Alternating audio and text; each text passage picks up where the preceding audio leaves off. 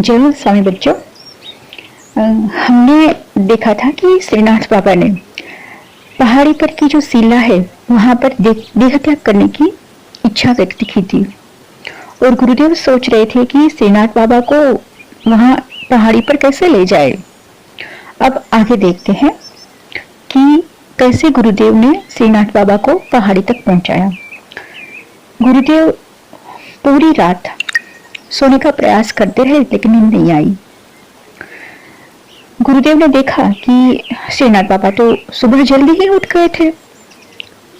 गुरुदेव ने उन्हें उठाकर बैठाया, फिर दोनों ने साथ में ध्यान किया। गुरुदेव ने श्रीनाथ बाबा को पहाड़ी पर ले जाने के लिए बांस की एक टोकरी बनाई थी और टोकरी में पत्ते डालकर रखे थे और उसी में श्रीनाथ बाबा को बिठाने का निर्णय किया और टोकरी के साथ उसको अपने पीठ पर लगाकर पहाड़ी चढ़ने का निर्णय किया था। दोनों ने पहाड़ी पर जाने का निर्णय किया। तब श्रीनाथ बाबा ने कहा कि अब हम यहाँ से निकलेंगे। तब निकलते समय उन्होंने धरती माता को प्रणाम किया, नमस्कार किया, कुटीर के वास्तु देवता को भी नमस्कार किया और फिर गुरुदेव से कहा कि अब चलो। गुरुदेव ने श्रीनाथ बाबा को टोकरी में बिठा दिया और वो टोकरी अपने पीठ पर रख दी। जब कुटीर के बाहर निकले तो प्रकृति भी उनकी विदाई के लिए खड़ी थी। वृक्ष उनके स्वागत के लिए खड़े थे। फूल खिले तो थे पर झुके हुए थे और बड़े बोझिल दिल से गुरुदेव ने और श्रीनाथ बाबा ने प्रकृति से, वहां के वातावरण से, फूलों से, पेड़ों से विदाई ली। गुरुदेव ने निर्णय किया कि पहाड़ की सीधी चढ़ाई नहीं चढ़नी है पर घूमकर जाना है। वो सुरक्षित और आसान रास्ता था, इसलिए गुरुदेव ने अपने दोनों हाथ में बांस के डंडे लेकर के रखे थे।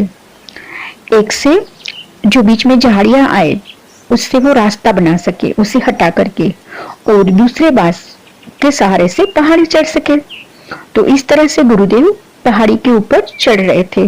एक हाथ से बांस से रास्ता बना रहे थे और एक का सहारा लेकर के ऊपर चढ़ रहे थे। इसी तरह से गुरुदेव की पहाड़ चढ़ने की यात्रा चल रही थी और गुरुदेव ने देखा चढ़ते समय कि साथ में चंदन की खुशबू भी आ रही है और इस तरह से सफर कट रहा था। चलते चलते सूर्यास्त हो रहा था, अंधेरा हो रहा था। तो फिर निर्णय किया कि अब एक जगह पर विश्राम करके रुकना चाहिए।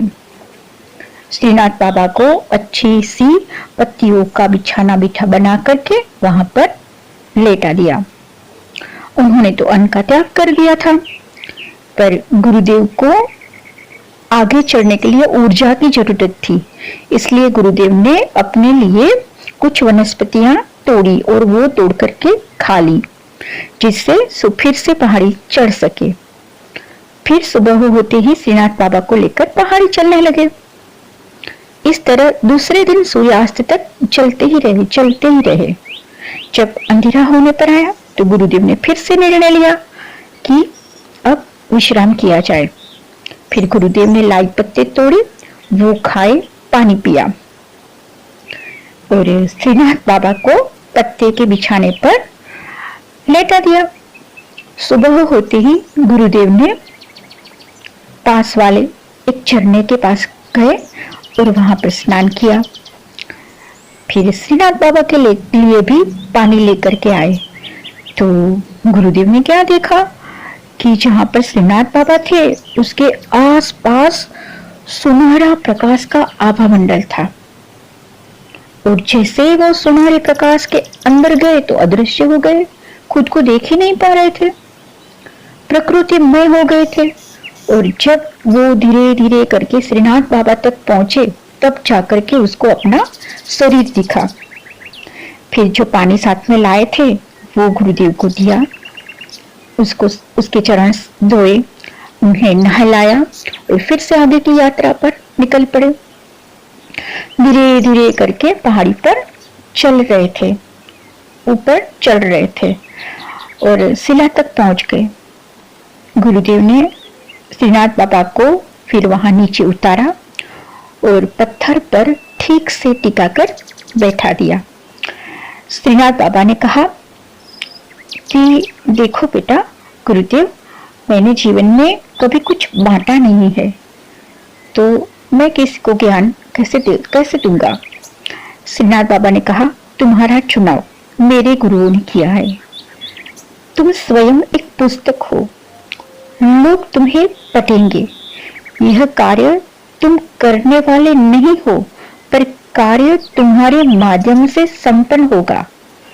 तुम खुद कर रहे हो, ऐसे मैं का अहंकार छोड़ देना, कार्य तुम्हारे माध्यम से घटित हो जाएगा। श्रीनाथ बाबा ने कहा, अब मेरे जाने का समय नजदीक आ गया है। अगले दिन सुबह सूर्योदय के साथ मैं देह त्याग कर दूंगा और सूर्यास्त हो उससे पहले तुम्हें अग्नि संस्कार कर देना है। श्रीनाथ बाबा ने सूर्य को नमस्कार करते हुए कहा, यह मेरा अंतिम सूर्यास्त है, कल का सूर्यास्त मैं नहीं देखूंगा।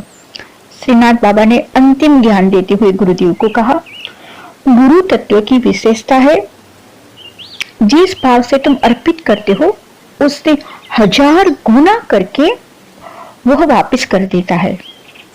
वह अपने पास कुछ नहीं रखता। और एक बार बाहर से भौतिक सुख सुविधा मिल सकती है, पर आत्मा शांति के लिए भीतर ही जाना पड़ता है, भीतर की यात्रा करनी पड़ती है। पुस्तकें कभी आत्मा शांति नहीं दे सकती। पुस्तकें जानकारी दे सकते हैं। अगर पुस्तकों से ज्ञान प्राप्त होता तो शिक्षकों की जरूरत ही नहीं पड़ती। समाज में जाकर तुम आध्यात्मिक शिक्षक का कार्य करना।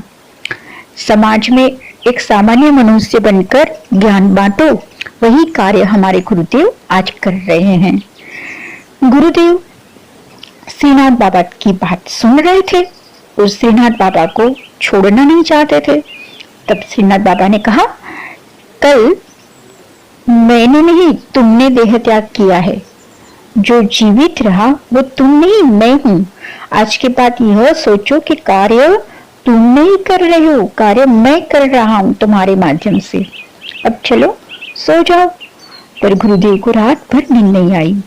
सुबह होते ही श्रीनाथ बाबा ने प्रसन्नता के साथ गुरुदेव को बुलाया और कहा, अब मुझे प्रसन्नता के साथ विदा करो। तुम सूर्य देवता को नमन करके उनकी ओर पीठ रखकर उच्च आसन पर बैठ जाओ और ध्यान की स्थिति में बैठो। फिर गुरुदेव उस प्रकार से श्रीनाथ बाबा के सामने बैठ गए। फिर जो हुआ वो अद्वितीय था। श्रीनाथ बाबा के सिर के ऊपर सहस्त्रार से चैतन्य का एक प्रवाह निकल रहा था और वो प्रवाह गुरुदेव के सिर पर सहस्त्रार पर बरसने लगा।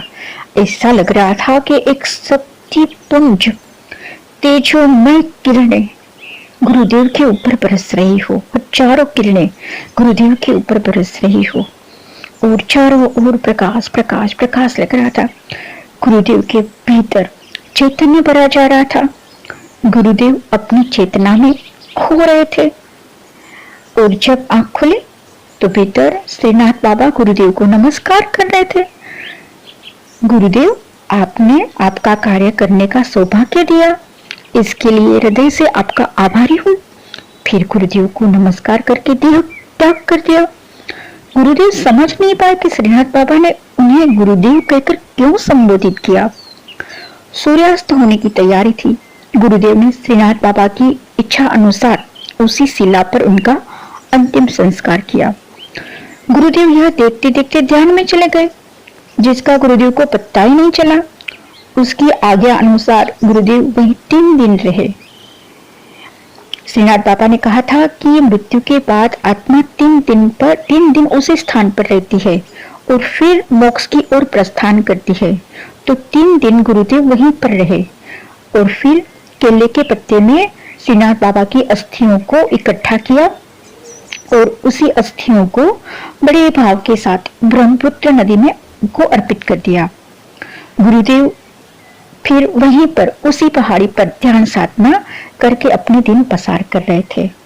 ऐसा लग रहा था उन्हें कि श्रीनाथ बाबा उनके आसपास ही है, उनके साथ ही है और सतत उनको ज्ञान देते रहते हैं। एक बार तो गुरुदेव को ऐसा लगा कि श्रीनाथ बाबा कह रहे हैं कि इस छोटे से जीवन को यह देखने में मत गवाओ कि इस दुनिया में अंधेरा कहाँ तक है, बस अपना दिया जला लो। आत्म साक्षात्कार से अपना दिया प्रकाशित कर दो, फिर चारों ओर उजाला ही उजाला दिखता है। एक दिन क्या हुआ कि गुरुदेव ब्रह्मपुत्र नदी के पास खड़े थे और पानी एकदम स्वच्छ था।